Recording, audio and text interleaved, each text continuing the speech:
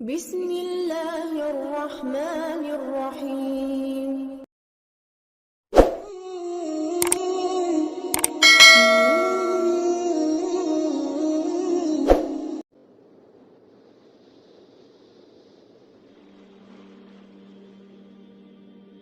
نحمده ونصلي ونسلم على رسوله الكريم اما بعد اعوذ باللہ من الشیطان الرجیم بسم اللہ الرحمن الرحیم انا انزلناه فی لیلۃ القدر وما ادراک ما لیلۃ القدر صدق اللہ العظیم۔ اللہم صلی علی سیدنا و مولانا محمد معدن الجود والکرم وآلہ وصحبہ وبارک وسلم۔ الصلاۃ والسلام علیک یا سیدی یا رسول اللہ وعلی آلک واصحابک یا حبیب اللہ۔ حمد و صلاۃ کے بعد اللہ تعالیٰ نے قرآن مجید میں ارشاد فرمایا کہ انا انزلناہ فی لیلۃ القدر، فرمایا بے شک ہم نے اس قرآن پاک کو لیلۃ القدر میں نازل کیا ہے، قدر والی رات میں نازل کیا۔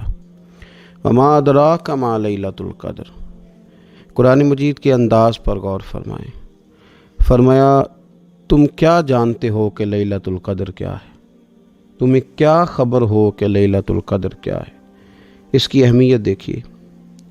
میں کہا کرتا ہوں کہ صرف اس ایک فکرے کو دیکھ لیا جائے، وما ادراک ما لیلۃ القدر، اور تم کچھ جانتے ہو کہ لیلۃ القدر کیا ہے، تمہیں کیا خبر کہ لیلۃ القدر کیا ہے؟ لیلۃ القدر 1000 مہینے سے بہتر ہے۔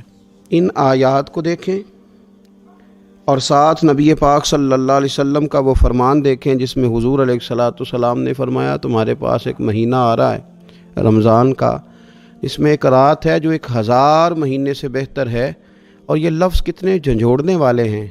حضور علیہ السلام نے فرمایا جو اس رات محروم رہ گیا وہ ہر نیکی سے محروم رہ گیا، جو اس رات محروم رہا محروم ہی رہ گیا۔ اتنی بڑی بات فرمایا تنزل الملائکۃ والروح، اس دن فرشتے اور روح القدس یعنی جبریل امین اترتے ہیں، فیہا اس رات میں بِإِذْنِ رَبِّهِمْ مِنْ كُلِّ امر، اپنے رب کے حکم سے ہر خیر کے کام کے لیے۔ سلامن، یہ رات سلامتی والی ہے، ہی حتی مطلع الفجر، یہاں تک کہ فجر طلوع ہو جائے۔ سرے شام سے لے کر مغرب سے لے کر فجر تک یہ رات سلامتی والی۔ اس کو لیلۃ القدر اس لیے کہا جاتا ہے، ہمارے مفسرین فرماتے ہیں کہ اس دن قدر والی کتاب قرآن پاک قدر والے محبوب پہ نازل ہوئی اور قدر والی امت کی طرف بھیجی گئی۔ نبی پاک صلی اللہ تعالیٰ علیہ وسلم نے جب پرانی امتوں کی عمریں دیکھی، نہ کسی کی 1000 سال ہوئی، کسی کی اس سے زیادہ ہوئی، تو اللہ کے محبوب علیہ السلام کے دل مبارک میں یہ خیال آیا کہ میری امت کی عمریں تو بڑی تھوڑی ہوں گی، تو کیسے اتنی لمبی نیکیاں کر سکیں گے؟ تو اللہ تعالیٰ نے پھر لیلۃ القدر عطا فرمائی۔ گویا اس ایک رات میں جو آدمی نیکی کرے، 1000 دن نہیں۔ کتنا لوگوں کو شوق ہے کہ کوئی ایسا جیک لگے، یکدم میری ساری چیزیں بڑھ جائیں، تو اس پر بھی تو ذرا غور کرے نا۔ یہ ایک رات 1000 دن سے نہیں، 1000 مہینے سے افضل ہے۔ 1000 یکدم آپ کی نیکیوں کی عمر 1000 ماہ تک چلی جاتی ہے۔ کتنی بڑی فضیلت کی بات ہے۔ میرے رسول کریم صلی اللہ تعالیٰ علیہ وآلہ وسلم خاص توجہ دلاتے، اس رات کے حوالے سے خاص توجہ دلاتے۔ اور یہ رات کب ہوتی ہے؟ صحیح حدیث میں موجود ہے، نبی پاک صلی اللہ تعالیٰ علیہ وسلم نے فرمایا کہ اسے رمضان کے آخری عشرے میں تلاش کرو۔ گویا یہ جو 5 طاق راتیں ہیں نا، 21ویں، 23ویں، 25ویں، 27ویں، 29ویں، ان طاق راتوں میں اس رات کو تلاش کرو۔ اس رات اللہ کے فرشتے نازل ہوتے ہیں، آسمان دنیا پر، زمین پر فرشتے اترتے ہیں۔ حضرت جبریل امین علیہ الصلاۃ والسلام انہیں لے کر کے آتے ہیں، اور فرشتے کیا کرتے ہیں کہ جو بندہ اس رات اللہ کی یاد میں موجود ہو، جو بندہ اللہ تبارک و تعالیٰ کے ذکر میں موجود ہو، جو بندہ اس دن اللہ تبارک و تعالیٰ کی بارگاہ میں کسی بھی طور پر حاضر ہو، فرشتے اس کے لیے دعائے مغفرت بھی کرتے ہیں اور رب کی بارگاہ میں التجائے رحمت بھی کرتے ہیں۔ اور ایک روایت میں ہمیں یوں بھی ملتا ہے کہ فرشتے اسے مصافحہ بھی کرتے ہیں، ہاتھ بھی ملاتے ہیں۔ دیکھیے نا کتنی سعادت مندی ہے کہ انسان عبادت کر رہا ہو اور فرشتے اس کی زیارت کو آئیں۔ ہمارے صوفیاء فرماتے ہیں تو پکا پروگرام بنا لے عبادت کا، فرشتے کئی بار تیری زیارت کو آیا کریں گے۔ اور پھر ایک اور بات یہاں بڑی قابل توجہ ہے کہ انسان جب محسوس کرتا ہے نا مجھے کچھ دیکھ رہا ہے، تو ذرا اس کی عبادت کا انداز بھی تھوڑا تبدیل ہو جاتا ہے۔ تو اگر یہ ذہن ہو ہمارا کہ ہمیں فرشتے دیکھ رہے ہیں اور وہ والی مخلوق دیکھ رہی ہے جو ہماری ڈائری ڈائریکٹ لے جا کے ہمارے رب کی بارگاہ میں پیش کرے، تو پھر کچھ زیادہ ہی توجہ مسلمان کی ہونی چاہیے، زیادہ ہی انہماک ہونا چاہیے، وہ کھو جائے۔ ٹھیک ہے ہم کمزور بھی ہیں، ہمارے اندر کچھ پریشانیاں بھی ہیں، ہماری بیماریاں بھی ہیں، ہم لاغر بھی ہیں، ضعف بھی آ جاتا ہے، تھکاوٹ بھی ہمیں آ لیتی ہے، لیکن لمبی تو بات ہی کوئی نہیں، 5 تو طاق راتیں۔ حضرت سیدہ عائشہ صدیقہ رضی اللہ تعالیٰ عنہا ارشاد فرماتی ہیں کہ جب رمضان کا آخری عشرہ شروع ہوتا تھا نا تو نبی پاک اپنی کمر کس لیتے تھے عبادت کے لیے، خود بھی رات کو اٹھتے تھے، ہمیں بھی جگاتے تھے، کیونکہ سونے کے دن تو نہیں ہے، تو جاگنے کے دن ہیں۔ ساون کی کالی راتوں میں جب بوندا باندی ہوتی ہے، وہ راتوں کو اٹھ اٹھ روتے ہیں جب خلقت ساری سوتی ہے۔ یہ رب کے بندوں کی شان ہے۔ اور ویسے بھی درویش کہتے ہیں کہ رات پوے تے بے درداں نو نیند پیاری آوے، درد منداں نو تے یاد سجن دی ستیاں وی آن جگاوے۔ تو یہ وقت ہے خاص، اس خاص وقت اس بات کی طرف ضرور توجہ کرنی چاہیے۔ اور یہ جو کہا گیا نا کہ فرشتے نازل ہوتے ہیں بِإِذْنِ رَبِّهِمْ مِنْ كُلِّ امر، اللہ کے حکم سے آتے ہیں اور ہر کام کے لیے، ہر امر خیر کے لیے آتے ہیں۔ تو اس میں بھی ہمارے مفسرین نے لکھا ہے کہ وہ تمہارے لیے پورے سال کا فیصلہ کریں گے کہ تمہیں کیا دیا جائے گا، تم کیا حاصل کرو گے اللہ تبارک و تعالیٰ کی بارگاہ سے۔ تو اس کا معنی یہ ہوا کہ پھر تو یہ لینے کی رات ہے۔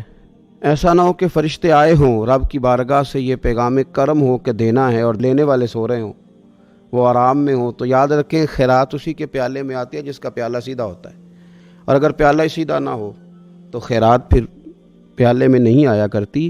تو پھر اس کو جو کہا گیا نا کہ یہ سلامتی والی ہے، تو اس میں ایک اور بات بھی ہمارے پھر مفسرین نے لکھی ہے کہ اس رات، شیطان تو ویسے ہی قید ہے، اس رات بندے کا نفس بھی نہیں اسے تنگ کرتا۔ یہ طاق راتیں اتنی حسین ہے کہ تھوڑی سی بندہ ہمت کرے تو اللہ عبادت کے لیے اس کے دل کو قرار عطا کر دیتا ہے، اسے سکون ملتا ہے، طبیعت ٹھنڈی ہو جاتی ہے اور وہ بڑے ذوق کے ساتھ اللہ کی عبادت کرتا ہے۔ خوب بیداری کا مظاہرہ کریں طاق راتوں میں۔ میں نے رمضان سے پہلے مشورہ دیا تھا کپڑے وقت پہ خرید لو عید کے، اور وقت پہ سلا لو اور وقت پہ چیزیں لے لو۔ یہ جو خاص دن ہیں عبادت کے، یہ لوگوں کے بازاروں میں گزر جاتے ہیں۔ یہ زیادہ تر وقت ہمارا خریداری میں اور شاپنگ میں اور ایسے مہمل کاموں میں صرف ہو جاتا ہے کہ جن کی وجہ سے یہ خاص چیزیں جو ہمیں میسر آنی تھیں ان سے ہم کئی دفعہ رہ جاتے ہیں۔ تو اس رات کرنا کیا ہے؟ زیادہ سے زیادہ کھڑے ہو کے رب کی عبادت کریں، قرآن شریف کی تلاوت کریں، استغفار پڑھیں۔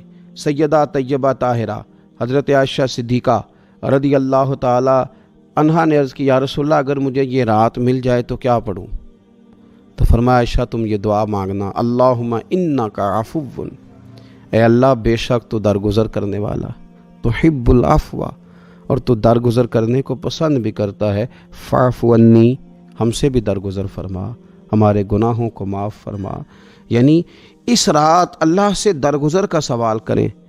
جن لوگوں کے سامنے اپنی خطائیں ہوتی ہیں وہ تو ویسے بیچارے ہر وقت معافی مانگتے رہتے ہیں، جن کے پیش نظر اپنی غلطیاں ہوتی ہیں، جو اپنے رب کریم کی بارگاہ میں حاضر ہونے کا ارادہ رکھتے ہیں صاف ستھرا ہو کر، وہ تو ویسے ہی معافی کے طلبگار ہوتے ہیں۔ تو یہ تو خاص چانس ملا ہے معافی مانگنے کا، تو بالکل سستی کا مظاہرہ نہ کریں۔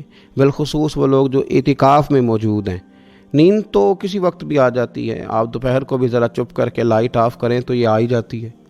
آپ سر شام بھی تھوڑا سا کھانا کھانے کے بعد اگر کمر سیدھی کرنے کو بھی لیٹ جائیں تو نیند تو پھر بھی آ ہی جاتی ہے۔ لیکن یہ سنہری قسم کے ایام ہیں، سختی نہیں، پابندی نہیں، فرض نہیں، لیکن اگر شوق کے ساتھ، ذوق کے ساتھ، توجہ کے ساتھ، میں ایک مثال دیا کرتا ہوں کہ یہ ہمارے پاس قیمتی دن ہے رمضان کے، ایک عمل کا ثواب 70 کے برابر ہے۔ تو جس طرح انسان کے پاس کوئی چیز تھوڑی دیر کے لیے آئے تو اس نے جانا ہو تو لوگ اس سے زیادہ فائدہ اٹھانے کی کوشش کرتے ہیں۔ دیہاتوں میں نا غریب گھروں میں استری نہیں ہوتی تھی، ہر گھر میں نہیں ہوتی تھی، تو کسی پڑوس سے استری لے کے آتے تھے تو بوڑھے لوگ یہ کہا کرتے تھے کہ زیادہ کپڑے استری کر لو، استری واپس کرنی ہے۔ جس چیز کو واپس کرنا ہو تھوڑی دیر کے لیے ہمارے پاس ہو، اس سے زیادہ لوگ نفع لینے کی کوشش کرتے ہیں، تو یہ تو تھوڑے دن باقی رہ گئے۔ طاق راتیں تھوڑی رہ گئیں، زیادہ نفع لینے کی کوشش کریں۔ اللہ تعالیٰ اس سال جب فرشتے لیلۃ القدر پہ آئیں تو وہ امت مسلمہ کے لیے ایسا رحمت کا پیغام لے کے آئیں کہ دین پھر سے غالب ہو جائے، اسلام پوری دنیا کے اندر اپنے غلبے کے ساتھ سامنے آ جائے، کفر کا، ظلم کا، زیادتی کا، جبر کا ہمیشہ کے لیے خاتمہ ہو جائے، اور اللہ تعالیٰ اس سال لیلۃ القدر میں جن لوگوں کو معاف کرے گا رب کریم ہم سب کے نام اس میں شامل فرمائے۔ آخر دعوانا ان الحمد للہ رب العالمین۔